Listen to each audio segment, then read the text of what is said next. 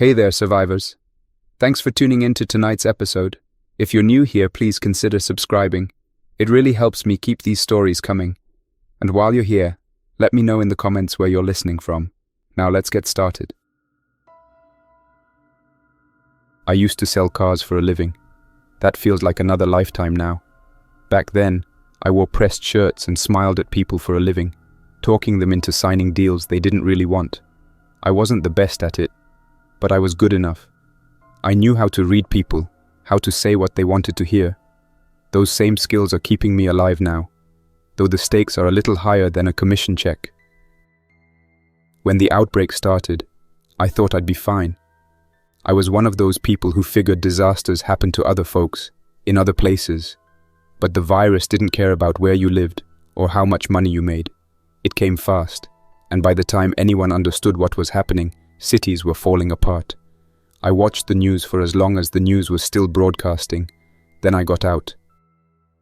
I fell in with a group a few weeks later. I didn't really have a choice. You couldn't survive alone anymore. There were 8 of us at first, now 12. People drift in, others disappear or get taken by the infected, but the core of the group has stayed the same. We're not heroes. We do what we have to do. That means taking supplies from others when we find them, even if it means leaving bodies behind. I don't enjoy it, but I stopped feeling bad about it a long time ago. Feeling bad doesn't put food in your stomach. There are 12 of us now, give or take. We've lost people and picked up new ones since I first joined. Back then, there were 8, Frank, Rick, Marla, Hank, and a few others who didn't last long. We're not a family. We're not even really friends. We're survivors who understand one thing. If we don't stick together, we die. That's all the bond we need. We've been moving south for weeks, following the old highways that crisscross the countryside. The roads are littered with abandoned cars and debris, so we travel on foot most of the time, taking what we can from the vehicles that haven't already been picked clean. Most of the cars have nothing left: stripped engines, shattered glass, glove compartments turned inside out. Every once in a while, we get lucky and find a few cans of food or a half-full bottle of water, but those moments are rare. More often than not, we survive by taking from other people. That's what we were doing 3 nights ago when we came across the cabin. It was tucked into the trees at the edge of the woods, smoke rising faintly from the chimney. We could smell something cooking long before we saw the light in the windows. The smell was enough to make our stomachs twist. We'd been living on scraps for days. Frank, the closest thing we have to a leader, made the call. We'd watch the cabin until the people inside fell asleep. Then we'd go in and take what we needed. It wasn't the first time we'd done something like that, and it wouldn't be the last. There were 4 of them inside: a man, a woman, and 2 kids. I don't know how old the kids were, young enough that their voices were still high-pitched when we heard them laughing through the walls. I tried not to think about it. I'd gotten good at not thinking about those kinds of details. We waited until the fire burned low and the lights went out. Then we went in. Frank and Hank took the front door, while I slipped in through the back with Rick. The man barely had time to get up from his cot before Frank knocked him down. The woman screamed, clutching one of the kids, but Marla shoved her back into the corner. The other kid just stood there frozen, eyes wide, clutching a battered stuffed animal. Frank told the parents to sit still and keep quiet. He didn't shout. He didn't have to. The shotgun in his hands did all the talking. We turned the place over quickly, taking everything that wasn't nailed down: canned food, blankets, batteries, a first aid kit. I found a drawer full of tools and shoved them into my pack without even looking. Rick grabbed a bag of rice so big he could barely lift it. When we were done, Frank looked at the man and told him not to follow us. "You've still got the cabin," he said. "Make the most of it." We left them like that, sitting on the floor with their kids, staring at us as we walked out into the night with everything they had. I didn't meet their eyes. I just kept moving. That's the kind of thing we do now. It's not about being cruel for the sake of it. It's about surviving. We can't afford to be the kind of people who leave supplies behind because someone else might need them. If we don't take what we find, someone else will. And if someone else gets stronger while we get weaker, we won't last long. I tell myself that every time we do something like that, and it gets easier each time. The next day, we kept moving. The land out here is flat and empty, the kind of place where you can see for miles. We try to avoid the towns. That's where the infected are usually thickest, and we're low on ammunition. We keep to the fields and back roads, sleeping in ditches or abandoned barns. It's not comfortable, but it keeps us alive. We spotted a small farmhouse in the distance around mid-afternoon and decided to check it out. Frank sent me and Rick ahead to scout. The place looked abandoned, windows broken, doors hanging open, weeds choking the yard. But we didn't take any chances. We went in slow, rifles raised, clearing each room one at a time. There was nothing worth taking, just old furniture and the smell of mildew. Rick kicked at a pile of trash in the corner and cursed when a rat bolted out. We found a single can of soup in the pantry, dented and half rusted. That was it. When we came back outside, Frank was pacing in the yard, his face tight. "We can't keep going like this," he said. "We're burning through what we took from the cabin too fast. We need something bigger." "Bigger how?" I asked, though I already knew the answer. "A real supply stash," Frank said. "Something fortified. If there's anyone out here who planned ahead, we find them and take what they've got. That's how we make it through the next month." No one argued. We all knew he was right. That night, we camped in a drainage ditch a few miles from the farmhouse. The air was cold and damp, and the ground sucked the heat out of our bodies no matter how tightly we wrapped the blankets around ourselves. I lay awake for a long time, staring at the strip of stars above the edge of the ditch, listening to the soft rasp of someone's breathing beside me. I thought about the family in the cabin, about the way the woman's eyes had followed me as we left. I wondered how long they'd last with nothing but a cabin and a few scraps of food. Maybe a week, maybe less. I told myself it didn't matter. The next day, we started south again. The roads were quieter than usual. We saw fewer infected, which was both a blessing and a curse. Fewer infected meant fewer bodies to deal with, but it also meant fewer opportunities to scavenge. The towns had already been stripped clean long ago. Frank decided we'd try to catch something bigger that night. Not an infected, a person. We'd found an old rest stop with a half-collapsed roof that offered decent shelter. It was the kind of place travelers might stop for the night if they didn't know better. We decided to use it as bait. We set up a small fire in the corner, just enough smoke to be visible from a distance. Then we waited. Hours passed. The fire burned down to embers, and I started to think we'd wasted the night. But just as I was about to drift off, I heard the soft crunch of footsteps in the gravel outside. A man stepped into the doorway, thin and pale, his face shadowed by a ragged hood. He hesitated when he saw us, but Frank was already on his feet, the shotgun leveled at the stranger's chest. "Drop the bag," Frank said. The man didn't move at first. Then he slowly unshouldered the worn canvas pack and set it on the ground. Rick snatched it up and rifled through it. 2 cans of beans, a half-empty water bottle, a battered flashlight. Not much, but better than nothing. "Please," the man said quietly. "That's all I have." Frank didn't answer. He just gestured with the shotgun, and the man backed away into the darkness. We didn't follow him. We already had what we wanted. That's how we live now. Take what you can, leave the rest behind. Don't think about what happens to the people you strip bare. But even as we split the cans of beans around the dying fire, I couldn't help but feel the weight of it. We were running out of luck. Sooner or later, we'd run into someone stronger, someone better armed, and we'd be the ones begging. It turned out I was right, though not in the way I expected. 2 days later, after another long stretch of empty fields and gutted farmhouses, we stumbled across something we hadn't seen in weeks. A settlement.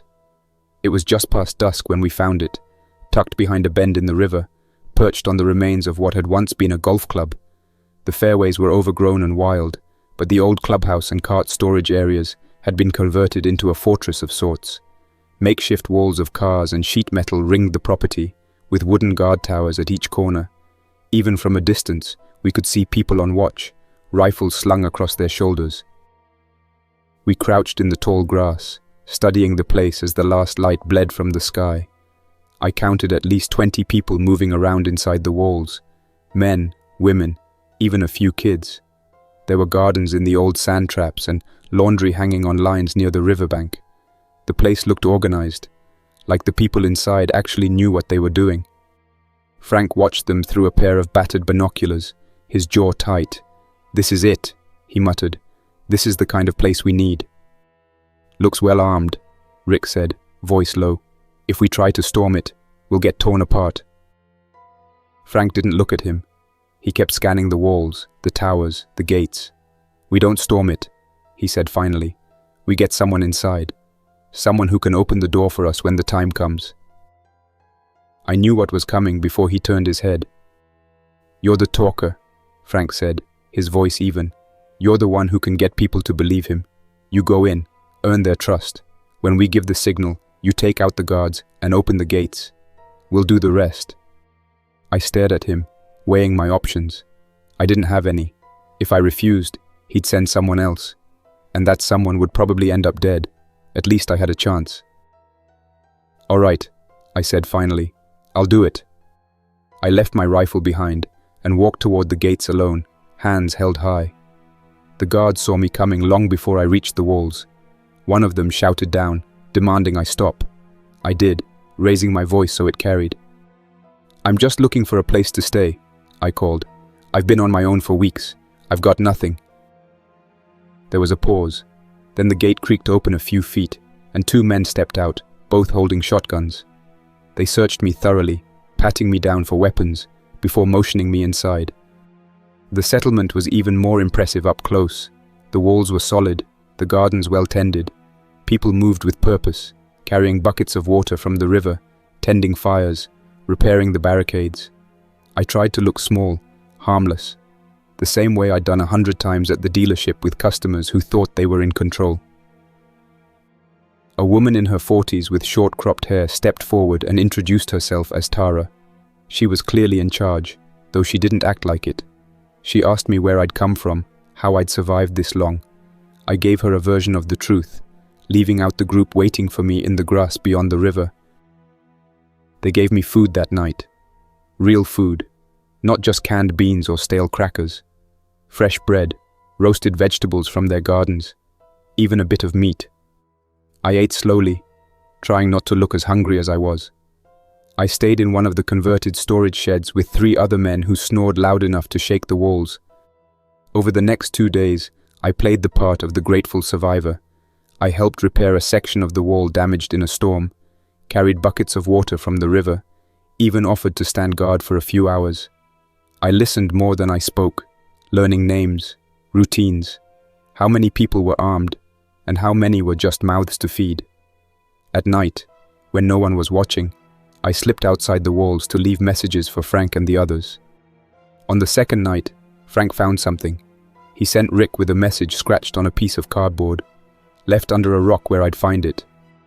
We spotted a group of infected, 20 of them, moving along the riverbank. "We're going to use them.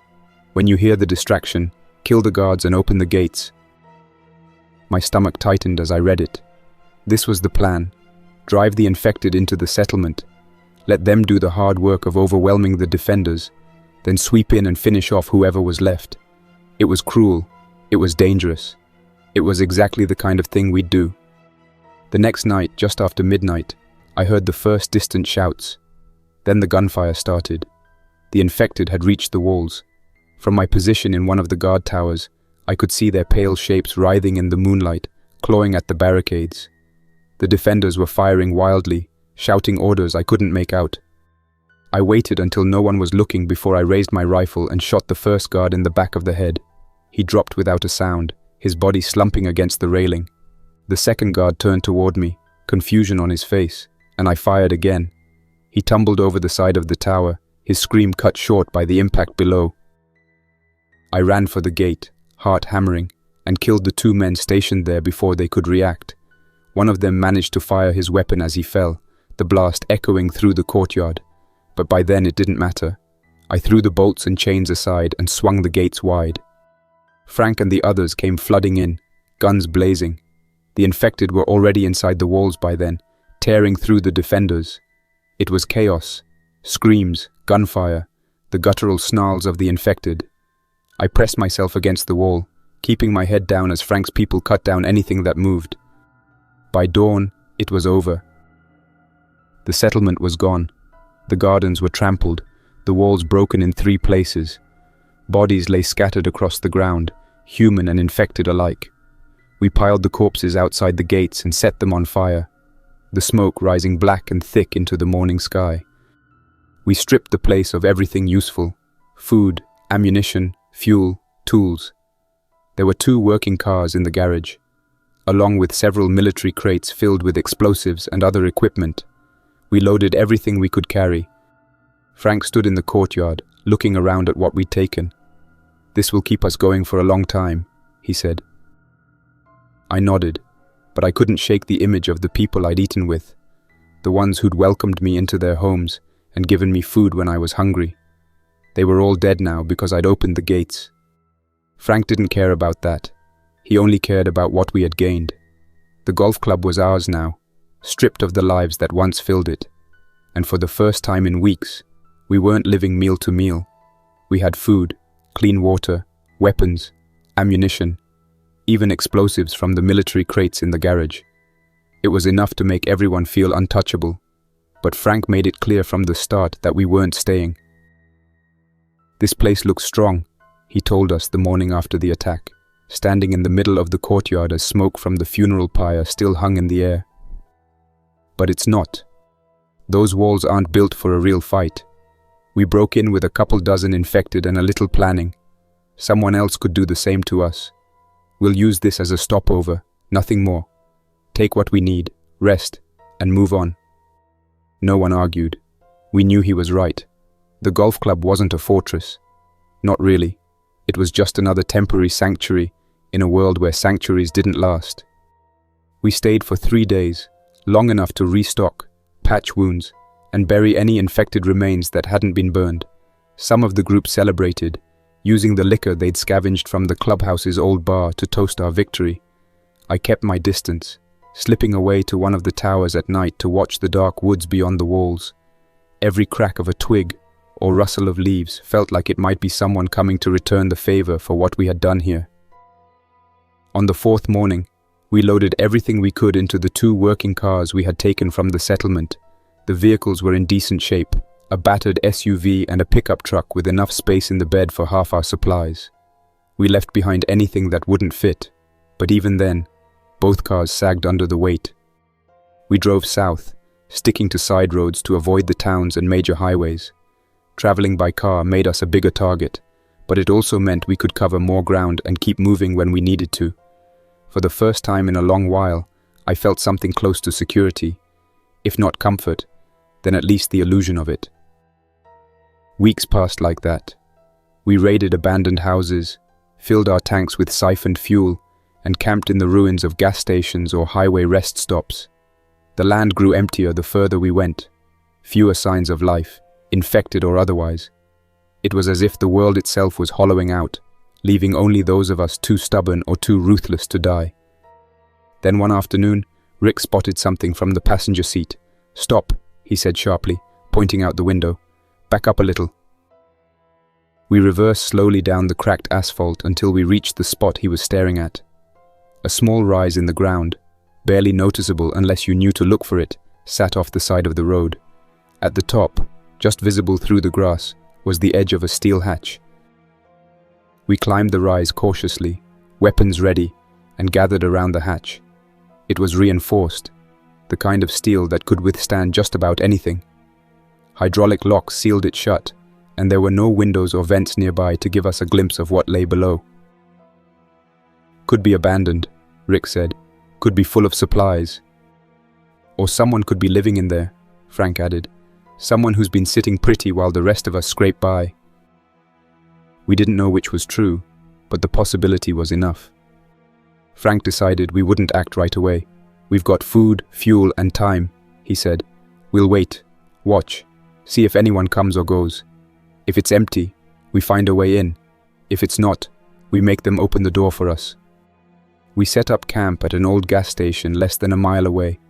The station sat on a hill with a clear view of the rise where the hatch was buried, and the structure was sturdy enough that we could fortify it if we needed to. We boarded up the windows, parked the vehicles behind the building, and made it our base.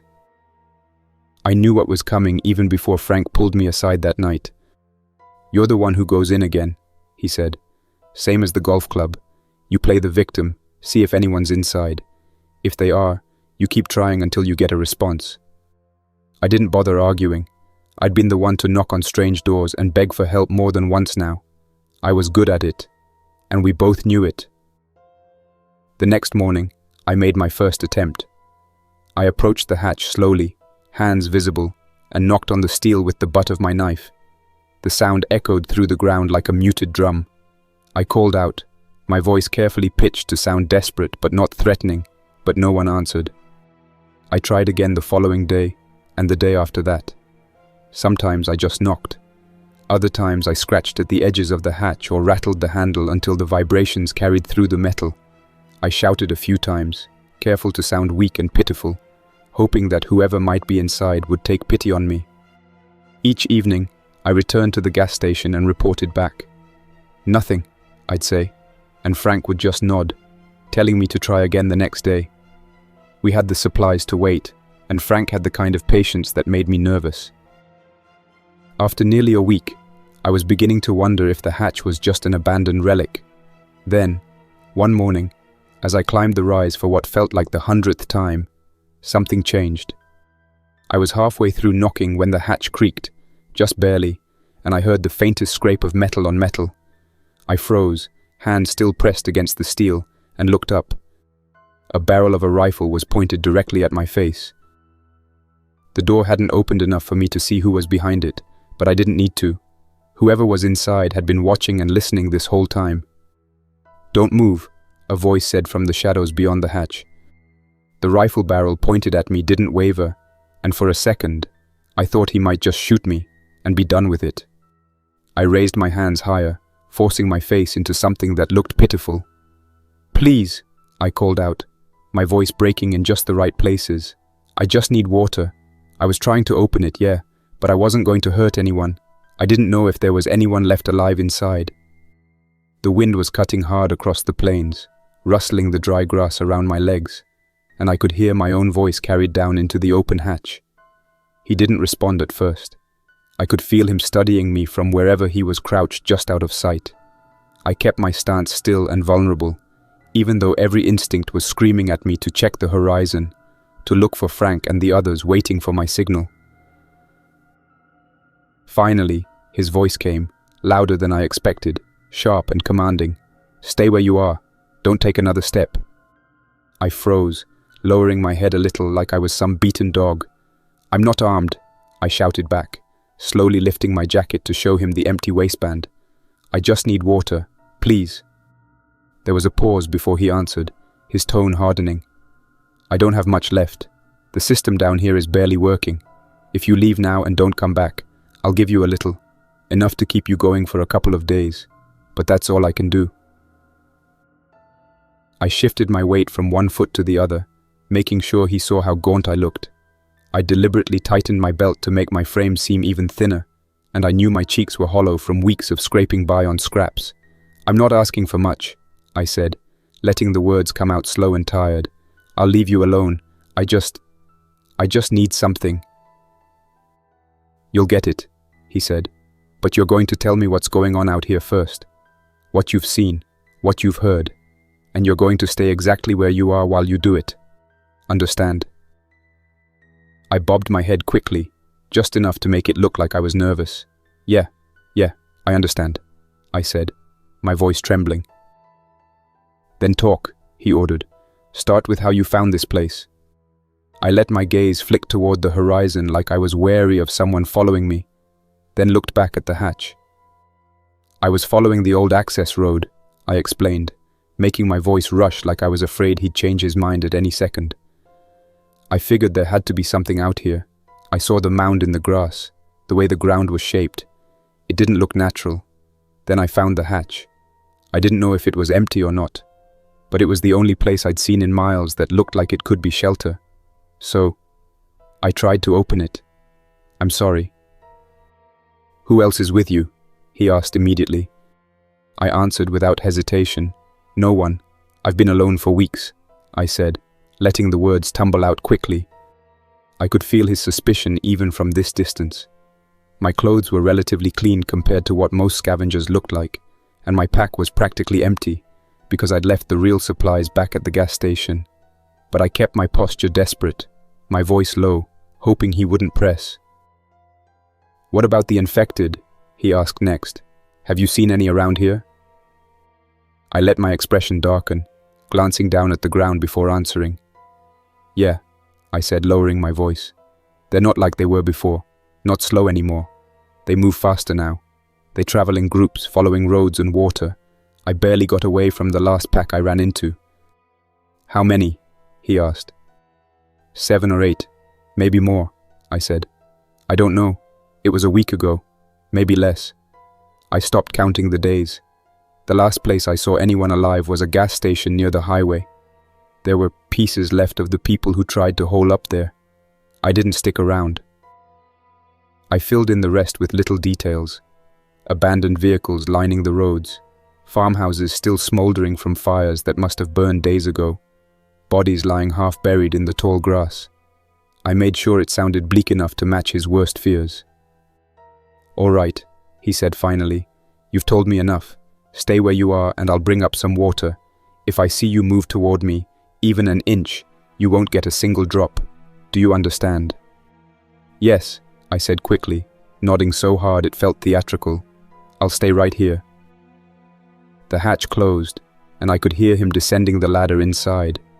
I stayed perfectly still, my hands still raised for effect, but my mind was already spinning. He was alone, or at least, he hadn't mentioned anyone else. That meant Frank and the group would have a good chance if we hit him hard and fast. Minutes dragged by. I glanced at the horizon, where I knew my group would be waiting, and hoped they understood my signal. If I came back alive, we'd be planning the breach soon. The hatch opened again, and he stepped out with a container of water in one hand. He didn't come close, just held it out toward me. "Set it on the ground and step back," he said, his voice as sharp as before. "When I close the door, you can come get it. Then you leave." I nodded again, doing exactly what he told me, backing away slowly, as if I was afraid he'd change his mind. My eyes never left the rifle slung across his chest. He set the container down on the dry earth and started to retreat, his rifle pointed low but ready. I was just about to step forward when I saw movement over his shoulder.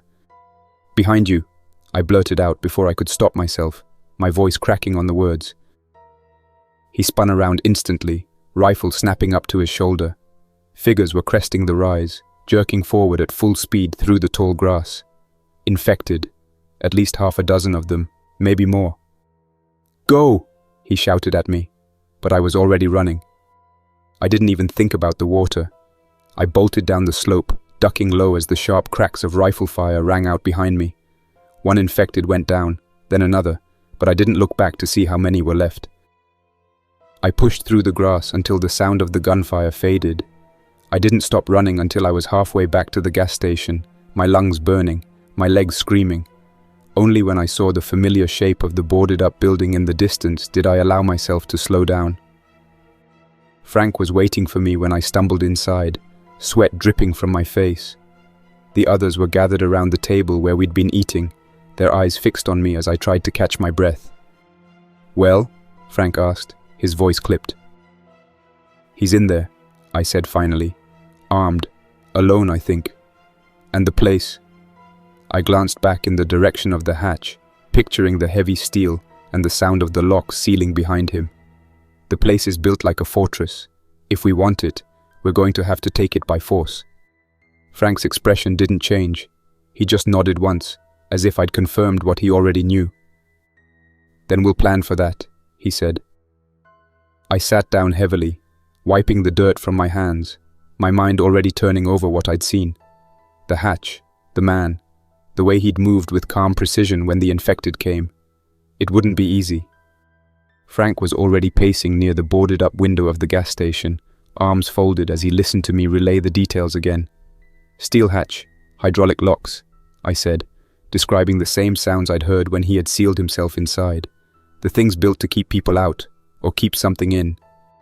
Rick leaned back in his chair, picking dirt from his fingernails with a knife. Then we blow it, he said casually. We've got those crates from the golf club. We put enough firepower on that door. It'll come off. Yeah, and maybe we blow ourselves up in the process, Marla snapped from across the table. She had her arms crossed, leaning back against the wall like she wanted to be anywhere but here. We don't even know how to use that stuff. We'll figure it out, Frank said, his voice cutting through the argument. We're not walking away from this. You saw what we got from the golf club. If this place is even half as stocked, we're set for months. I didn't disagree, but as the group continued talking, the unease in the room was thick enough to taste. There were risks here, real ones, and everyone knew it. Frank called for 2 volunteers to watch the bunker entrance while we worked. Rick went, along with a younger guy named Miles, who joined us after the golf club massacre. They took binoculars, rifles, and enough food to stay out there for days if they needed to. Their job was to keep eyes on the hatch, watch for any movement, and report back. The first day passed slowly.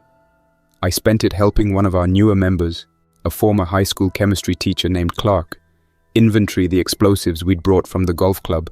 There were bricks of C4, detonators, blasting caps, things I didn't pretend to understand.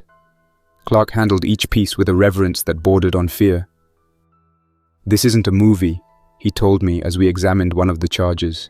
You don't just slap this on a door and light a fuse.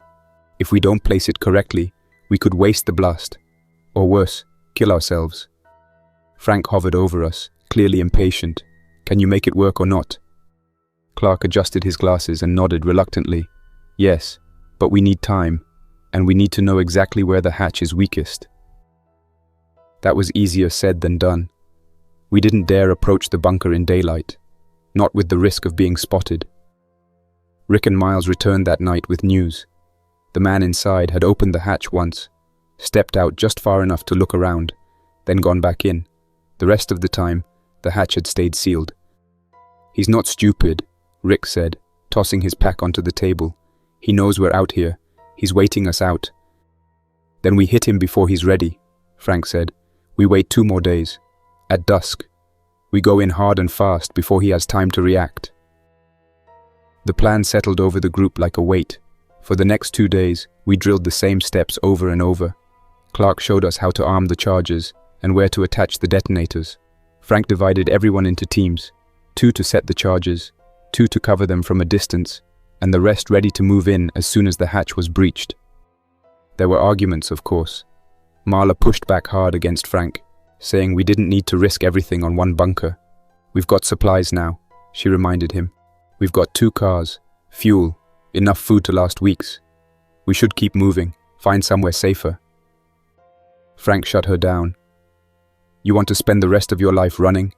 Fine, but I'm done with that. This place is the kind of shelter we've been dreaming about since this all started.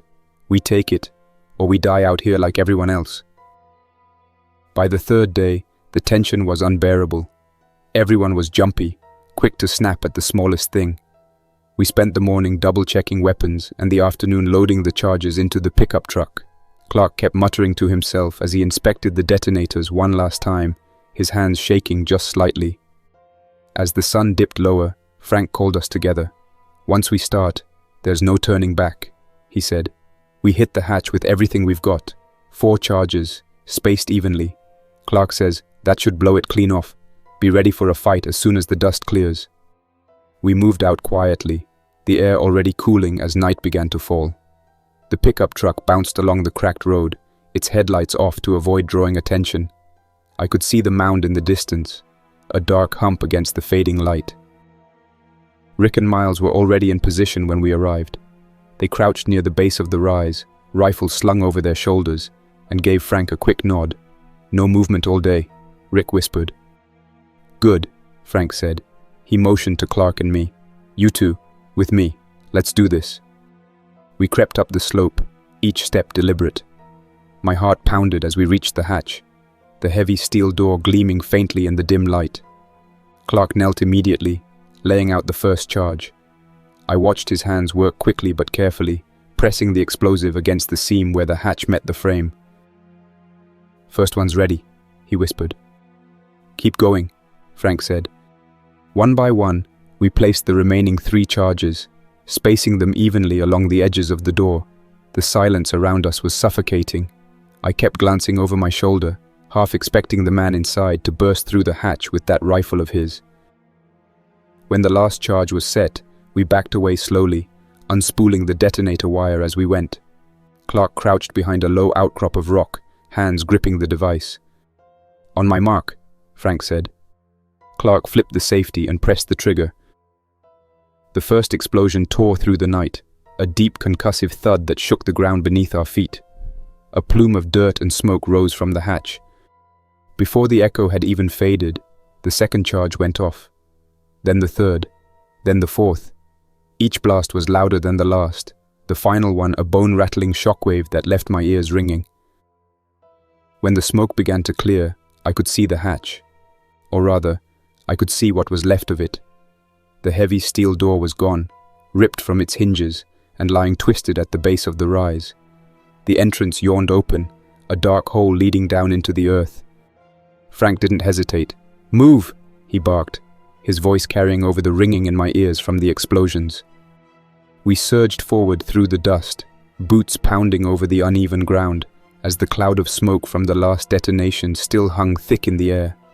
I could barely see the hatch in front of us, but I knew exactly where it was supposed to be. The door we had fought so hard to breach was gone now, twisted metal lying in fragments at the base of the rise.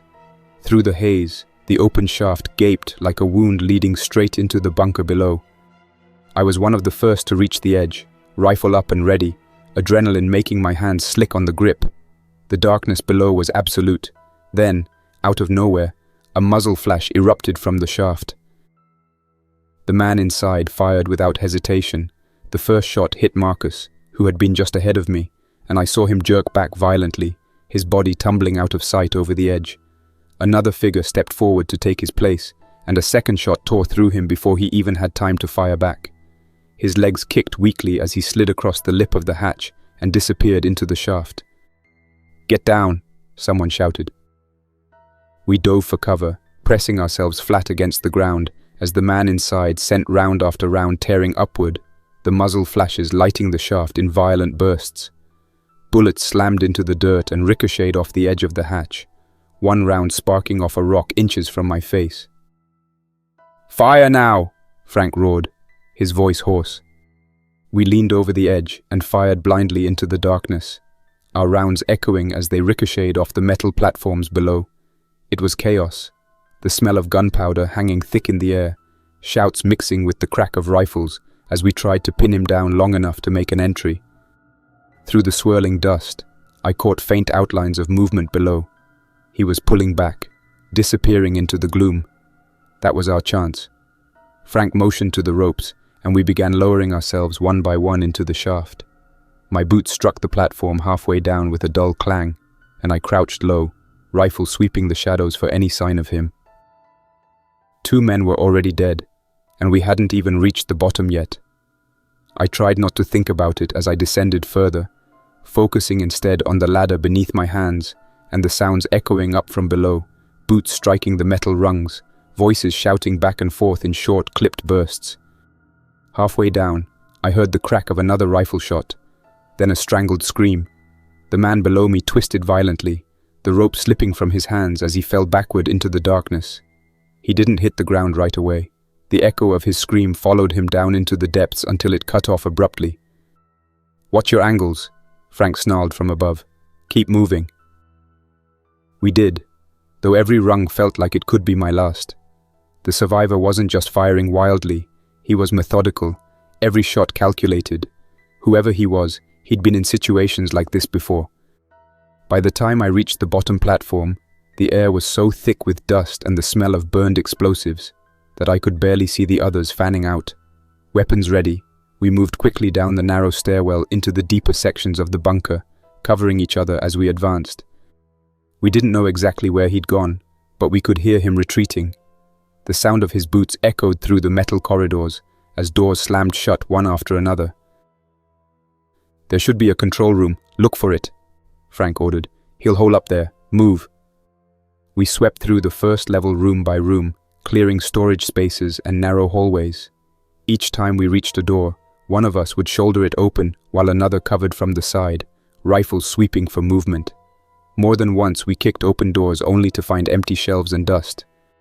I could feel the tension building in my chest as we reached the control room. The heavy steel door was barred from the inside. Frank gestured silently, and we formed up around it, ready to breach. But before we could, the lights inside went out. The sudden darkness was oppressive, the only light now the beams of our flashlights cutting through the gloom. I heard someone curse softly under their breath. Frank raised a hand to signal silence. We listened carefully. Footsteps, faint, muffled, moving deeper into the bunker. "He's not staying put," I whispered. Frank's jaw tightened. "Spread out. Sweep every corridor. We'll flush him out." The next few hours were some of the longest of my life. We scoured the silo section by section, doors slamming open and closed as we methodically searched for him. I could hear the others moving through the levels above and below me, their boots scraping against the concrete floors. Occasionally someone would call out softly, but I never caught the words, just the low rumble of voices in the distance. We found evidence that he'd been there, storage rooms ransacked in a hurry, shelves stripped of essentials, but we never caught sight of him. It was like hunting a ghost in a maze of concrete and steel. At one point, I passed the control room again and saw a beam of light sweep across the small window in the door. I froze, heart hammering, and peered inside. Nothing. Whoever had been there had already moved on. I could feel the frustration mounting in the group as the hours dragged by. We had lost 4 people already, maybe more, and we were no closer to cornering him. He was outmaneuvering us at every turn. "Check the tunnels," Frank muttered when we regrouped near the bottom level. "There has to be a way out of here. He's not going to let us trap him." We split up again, each team assigned a section of the bunker.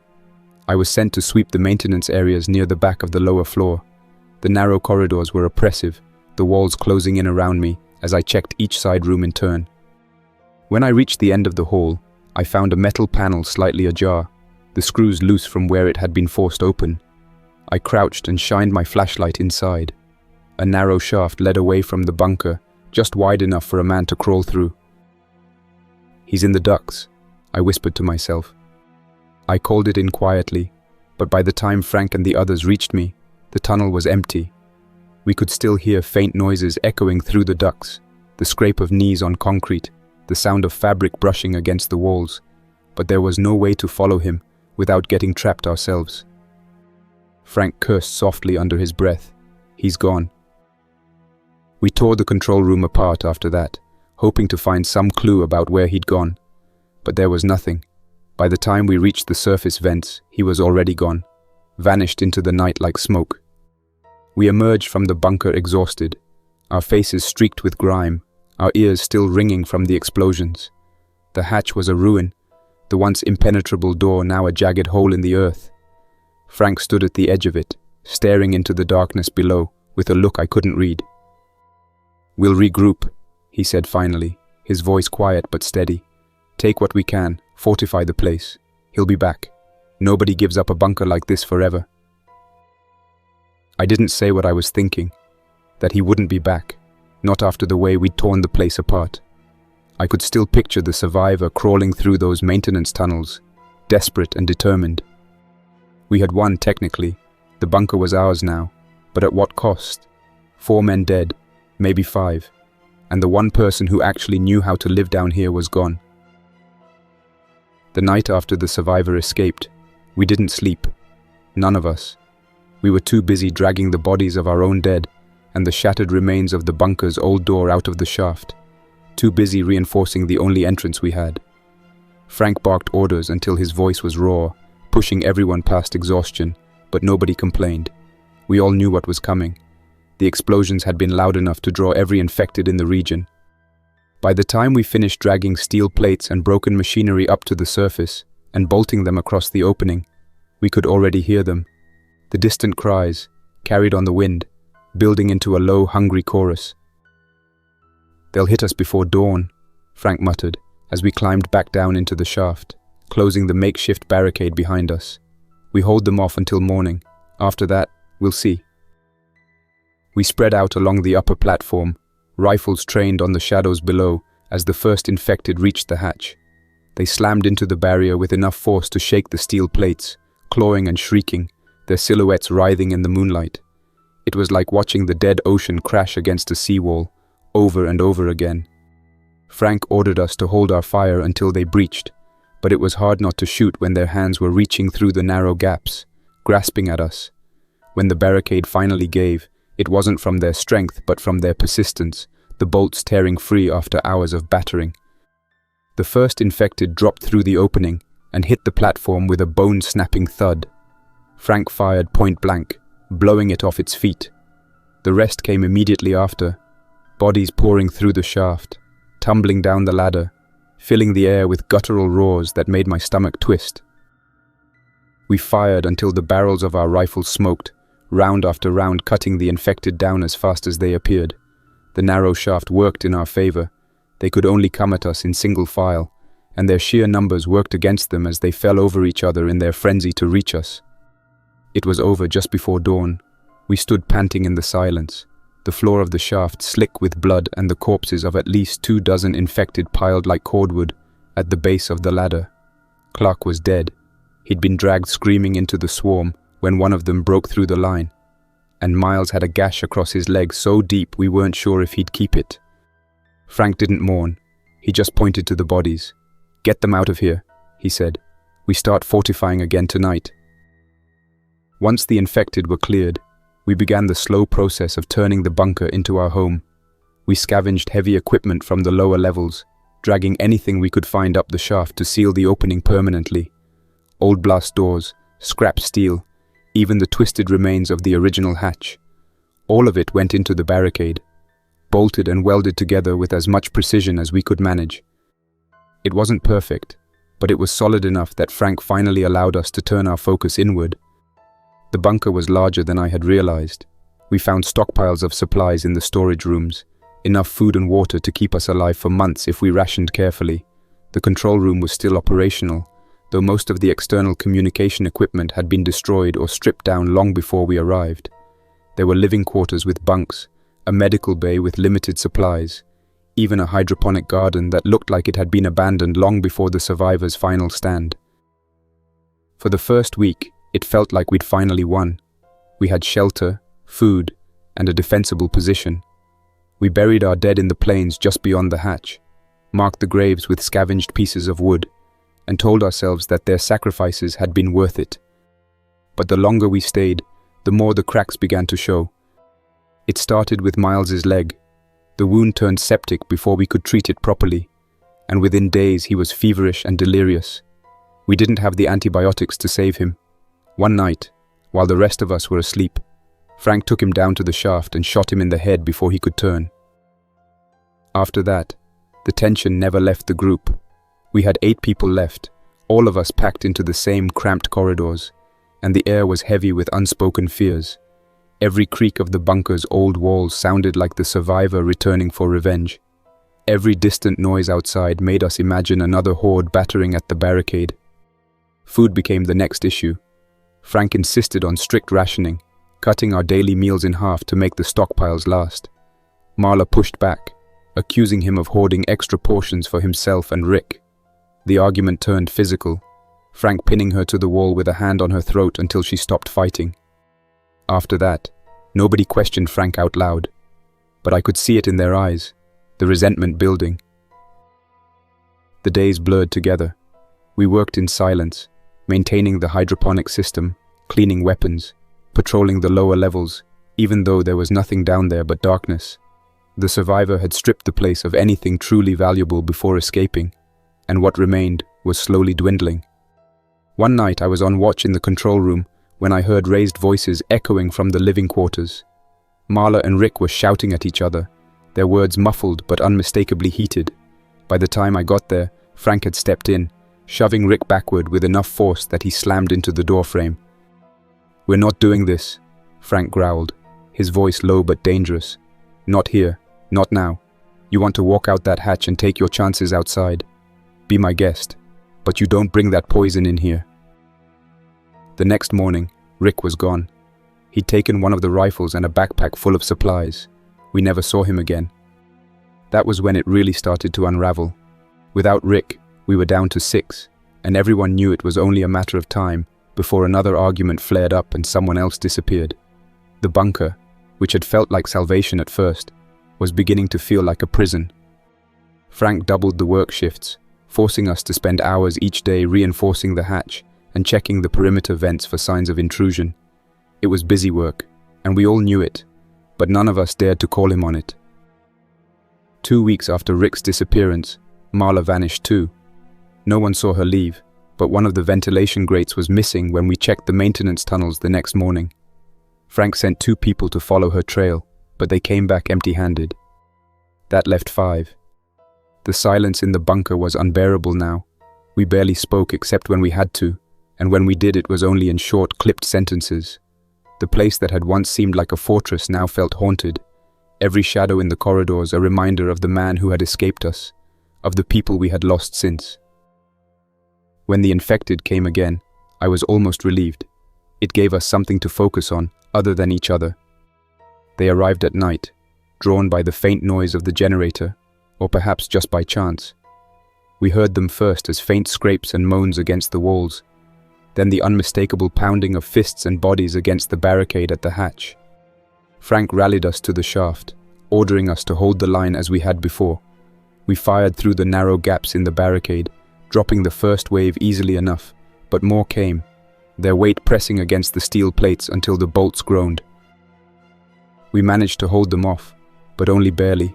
One of the plates gave way, and 2 infected slipped inside before we could seal the gap.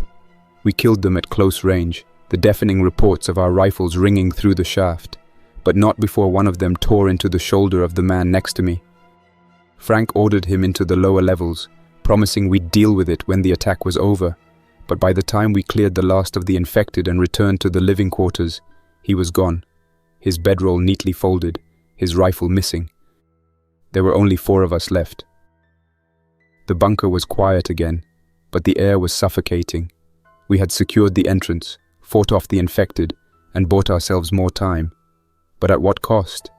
The supplies were running low, the hydroponic garden was failing, and Frank's iron grip on the group was beginning to crack. I started sleeping with my rifle within arm's reach, the barrel pointing at the door. I wasn't sure if it was Frank I was afraid of, or the next wave of infected, or simply the knowledge that sooner or later, one of us would be left standing alone in this concrete tomb. The survivor we had driven out had been right to leave this place behind. We had turned it into a grave. I wondered if he was still alive out there, watching us from the darkness beyond the plains. And for the first time since the night of the attack, I wasn't sure which of us had really won. That's all for now. Thanks for listening. If you enjoyed this story, don't forget to like and subscribe for more unsettling creepypastas. Your support keeps my channel alive. Until next time, stay quiet, stay vigilant, and trust nothing, not even the silence.